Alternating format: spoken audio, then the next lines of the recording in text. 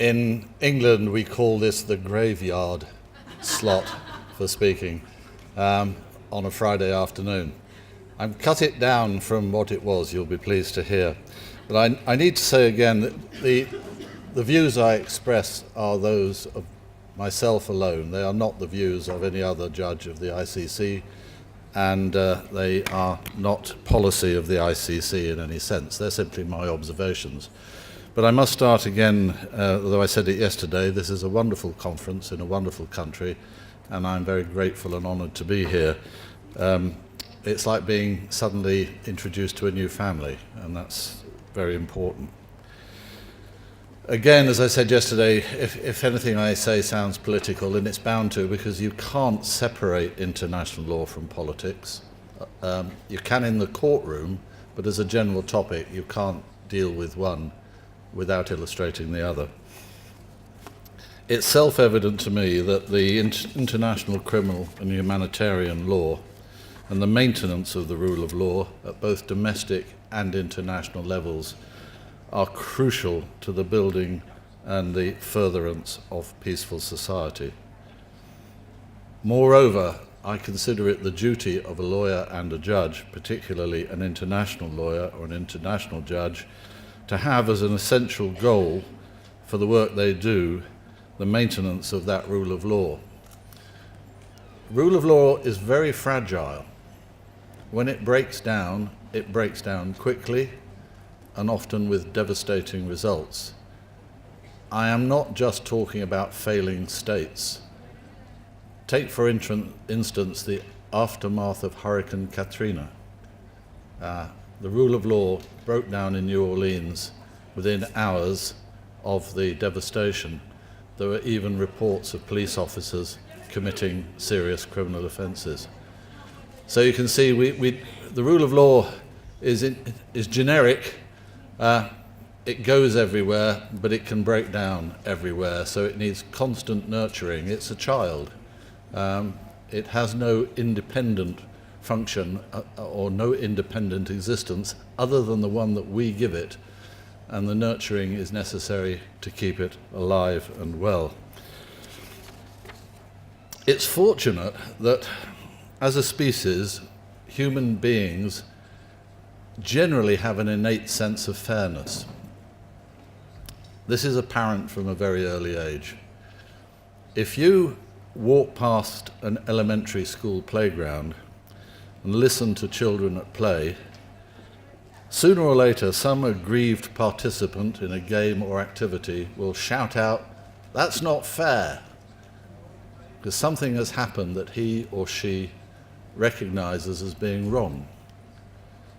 Organized sport, a very human activity, one in which we participate unlike any other living species, is predicated upon fairness, ranging from formalized rules and referees to a ban on drugs giving offending athletes an unfair advantage.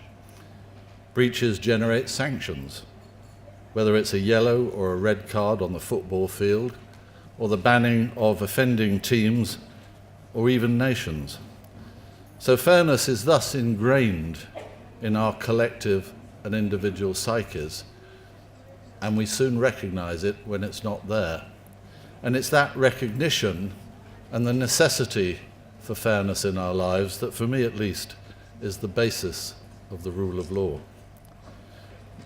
Now, man has been at war ever since he became societal. Historically, we've seen territorial wars, dynastic wars, political and theological wars, wars of simple nastiness and aggression. We still see those wars worldwide today.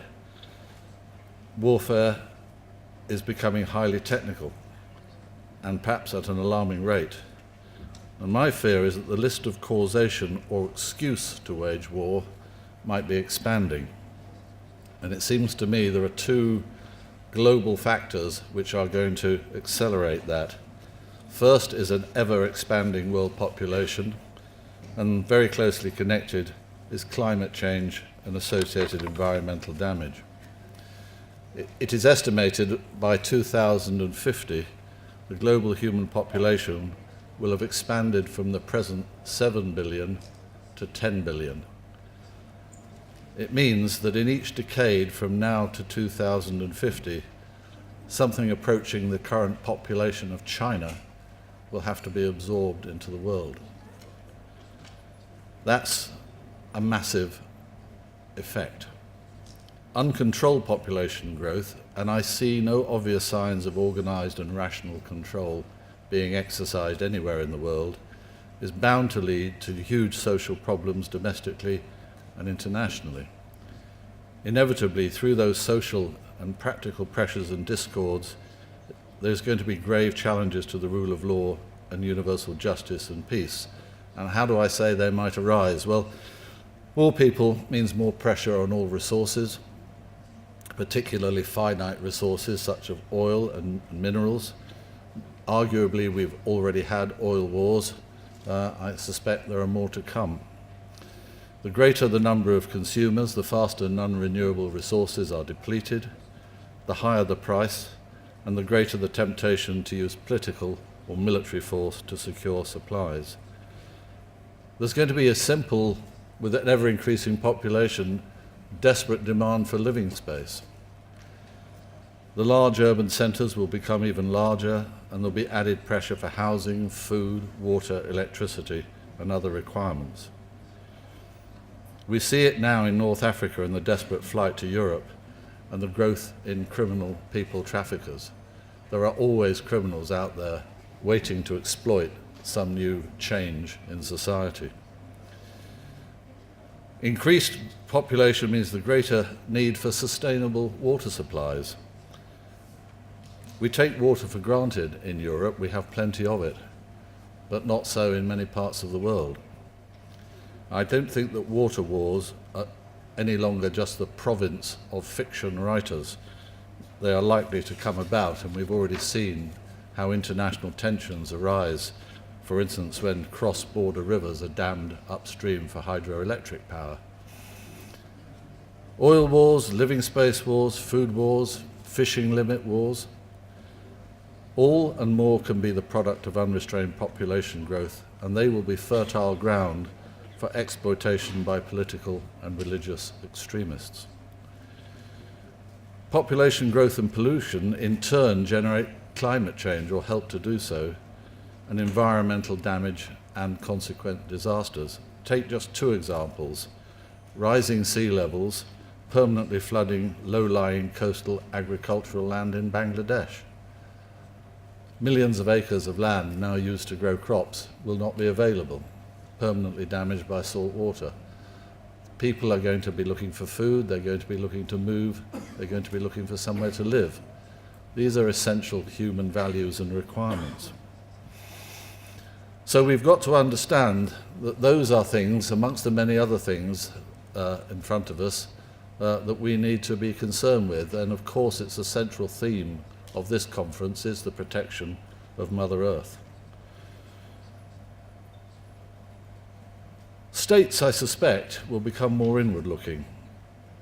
The temptation will be for nationalism and intolerance to spread, and almost inevitably, human rights, both individual and collective, are likely to be early victims of self-interest and isolationism, political and religious extremism, and the erosion of liberal democratic values. We've seen it happen already. I've watched it happen in the United Kingdom in the last few months, that resulted in the campaign to leave Europe and then the referendum to leave Europe. Some of the lies which were told in the public arena in order to secure a vote one way or another were extreme. And that's what I mean about narrow nationalism coming back. My children were terribly upset. They've always regarded themselves as Europeans. We've been in the European Union for 40 years. And it's not just them. It's caused a division between the age groups in the United Kingdom, with the younger people being upset that the older generation appears to have taken away their European future. What will come of it, I don't know. But it's a sad, sad day for me. Well, what can be done?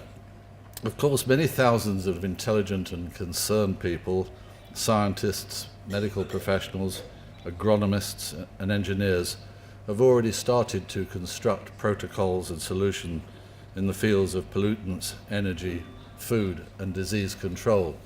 And that's a very warming and healthy start. But from a legal point of view, what can we do?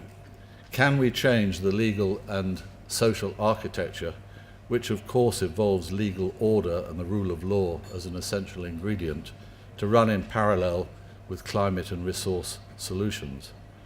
I firmly believe that we can, but it's going to take brave political, religious, academic, and not least legal leaders to galvanize and coordinate resolutions and create fair and sustainable peace-preserving legal architecture. It is a massive task, and it's not one that the United Nations has been terribly good at so far. Things simply have to get better. Of course I look at it as an international judge, and particularly a judge of the International Criminal Court. All of this takes place in the changing social order of globalization. It's a process that's radically changing the way in which states and international institutions interact with each other. Economies are now more than ever interdependent, and damage to the environment caused by the activities of one state can have profound effects on others. Technology has made information available to a mass of people who 20 or 30 years ago would have been struggling to have access to it. News travels virtually instantly around the world. It's on YouTube, Facebook, and Twitter within seconds of it happening. The value of that information is measured by its quality and accuracy. Misleading or dishonest information can be particularly damaging, as it's often the first information that arrives concerning a particular issue or event that shapes the views and reactions of the recipients. It also feeds conspiracy theorists who can often get in the way of effective resolutions. So while technology can be an enormous boon to mankind, there are dangers, both obvious and perhaps hidden. Individual states inevitably seek to maintain national sovereign and cultural characteristics and ambitions, but the struggle to do that in a globalized world becomes more difficult, and the defects inherent in individual systems become more obvious and the tensions greater as populations grow and information spreads. You find out about things which have gone wrong much faster. There is an underlying cynicism, I think, these days, which perhaps wasn't apparent 20 or 30 years ago. And old structures based upon increasingly archaic power dynamics and realpolitik feel threatened and insecure. One classic diversion is a military excursion to divert attention from economic failure or corruption within a given system.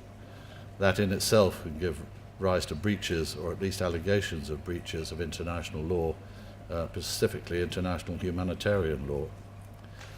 Globalization isn't simply economic, it's everywhere. It's in such things as music. Genres of music that were restricted to one area of the world are now followed by young people all around the world. Cuisine is an example. It's now just as easy to find sushi in Germany as it is in Japan.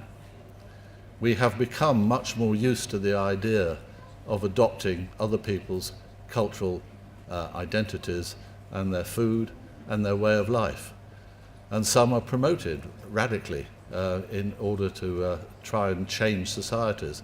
Some of the larger states, I won't name them, do as much as they can to make smaller states look like them and emulate them and the way they behave. That may have some economic benefits, but it may have very great cultural defects. Globalization also encompasses the transmission of ideas around the world, intercultural and international social relations, including interfaith dialogue.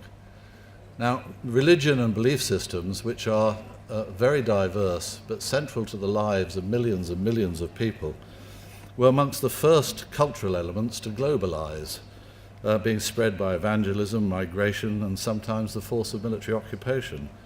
And major religions such as Christianity, Islam, and Buddhism are those faiths which have influenced endemic cultures in places far from their origins. And the convergence and interaction between belief systems and the law is obvious. There are some legal systems which are very dependent upon the theology that underlines them, for instance, Sharia law. So this globalization isn't simply big business. It isn't simply information and multinational corporations, news corporations. It affects many, indeed probably all of the aspects of our lives. But it doesn't take away, in any sense, from the need to have the rule of law as the fundamental foundation for everything we do. The hard truth, however, is that the international or global community has, more often than not, failed to respond effectively to threats of peace and security and violations of human rights, certainly grinding poverty, health issues, and natural disasters. One of the reasons, I suppose, is that the mechanisms established to react to those disorders are politically based bureaucratic entities that are slow to implement or even reluctant to pursue what may be the most effective remedial policies. Recent illustrations, and there are many, include Syria and Libya, and more historically, but with continuing effects, Rwanda and Cambodia. Power and self-interest struggles between major states only add to the delay and confusion and create opportunities for extreme groups to exploit and extend the violence, and the so-called Islamic State is a prime example. Tensions which exist between states seeking to preserve their sovereignty and those individuals and NGOs within the states seeking to protect human rights in particular and democratic freedoms in general give rise to tensions, and it also gives rise to a change in political climates, and the rise of populist political movements, particularly in Europe, for me, is all too obvious. Another hard but self-evident truth is that the focus has been dominant on punishment of perpetrators after the fact, where breaches of human rights treaties and mechanisms by high-ranking state officers have occurred, rather than the diligent prevention of such abuses at a very early stage, which is why I think the deterrent effect of the International Criminal Court can be so important. It's much better that we stop abuses, or abuses do not happen, rather than simply seeking to prosecute individuals afterwards, which is a difficult and highly controversial task. States don't like interfering with other states. They hesitate to risk violating actual or purported sovereignty, absent some political or economic interest or benefit for themselves. In that regard, and as but one of many examples, I recommend that if you haven't read it, you read the book Shake Hands with the Devil by General Romeo Dallaire, a book that provides valuable and powerful insights into the manifest and avoidable failings that surrounded the horrors in Rwanda. Although the doctrine of responsibility to protect has gained traction, it's still widely agreed between states that only the UN Security Council may authorize the use of force, even in obvious cases of crimes against humanity and war crimes. The reality is that the Security Council is primarily and inevitably a highly political body, with the real power being vested in the permanent membership and, as we've heard, the end game power of veto. That throws the existence of Article 16 in the Rome Statute into critical focus. Cynics would argue that it is naive to accept that the inefficiencies embedded in the system are simply inadvertent. If human rights enforcement mechanisms are to regulate the potentially hostile acts of states or state officials against individuals or selected groups, then it appears to me to be foundationally irreconcilable that the mechanism should also be controlled solely by states. Some greater cynics are also likely to be of the view that those bureaucracies that have been established by states to apparently protect the interests of individuals under the rule of law, contained within their structures a regulatory matrix designed not to prevent, but to slow down and curtail the ability of human rights organizations and international criminal justice systems to develop to a level which might seriously undermine the ability of states to pursue their own interests, both domestically and internationally. I say that's the view of greater cynics. You'll just have to guess whether it's my view or not. The view that comes out is that providing inefficient mechanisms looks good and reflects well, but in reality is a relatively cost-effective course, less restricted of power in the pursuit of national interests. We've seen the rise of multinational corporations. Now, there are, of course, some activists say, oh, can't stand the idea of any multinational corporation, see them as evil. Well, that's naive. The point is this, that if a multinational corporation has the power that matches that of a small state, and indeed perhaps a budget which exceeds that of a small state, it's very necessary for that corporation to be very cautious about how it operates both in national and international arenas. And we've seen very recently that the ICC has adopted, and I'm very happy with this, the concept that environmental crimes will be prosecuted if they reach the level of a crime against humanity. The corollary, the necessary corollary of that is that where those crimes are committed by multinational corporations, we're going to have to move away from the idea of a financial reparation sanction against that corporation into the arena of individual criminal responsibility for the leaders of offending companies. That means going to prison. Now that should act as a deterrent, hopefully, as well. But if a company causes environmental damage which destroys or affects the lives of tens of thousands or hundreds of thousands of people, why isn't that fair that there should be ensuing criminal responsibility for someone who has done that, when the same individual would be criminally responsible if they did something that caused the same damage by an unlawful military action? In principle, I see no difference.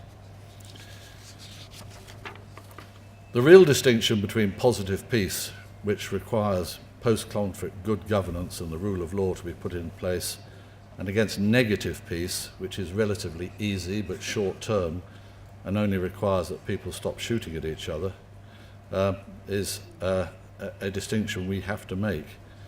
If military intervention in any given situation does not result in good governance and the rule of law, it is likely to be viewed as a failure and perhaps worse than no intervention at all. Jurists over the years have varied in their opinion about international law. When I started as a student, it was always the primacy of international law, that international law was more important than domestic law, and indeed was the father and mother of domestic law. And in some ways, that is true.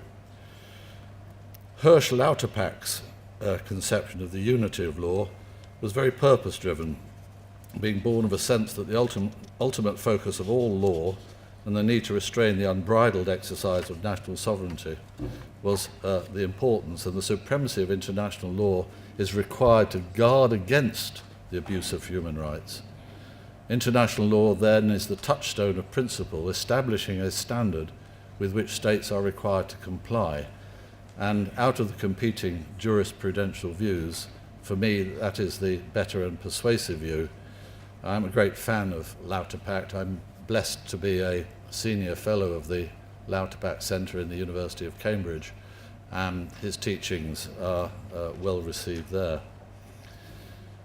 Of course, there have been some international courts throughout history of one sort or another, but it wasn't until Nuremberg and the Tokyo tribunals that we started to formalize it.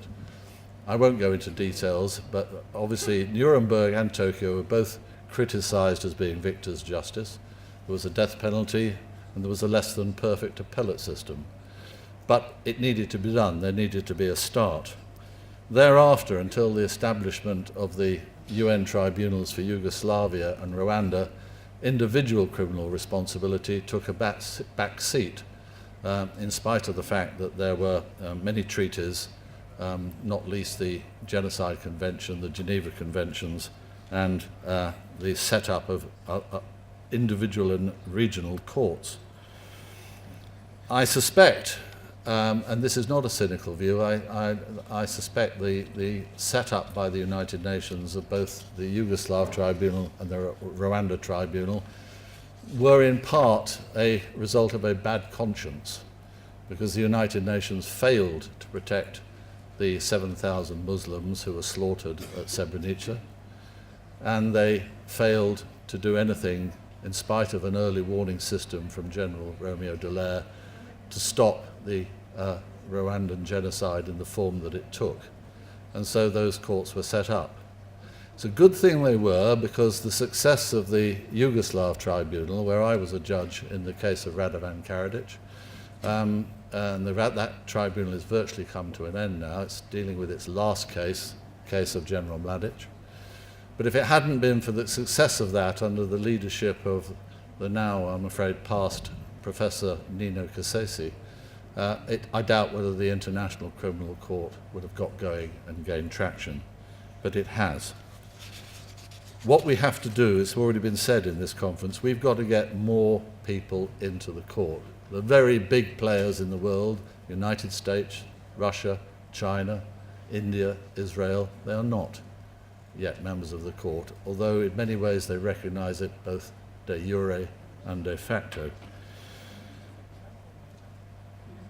It has to be remembered that when people signed up for the Rome Statute, they knew exactly what they were signing up to in terms of the nature and application of the law, particularly with regard to issues of immunity for heads of states and the nature of international legal obligation under the Vienna Treaties.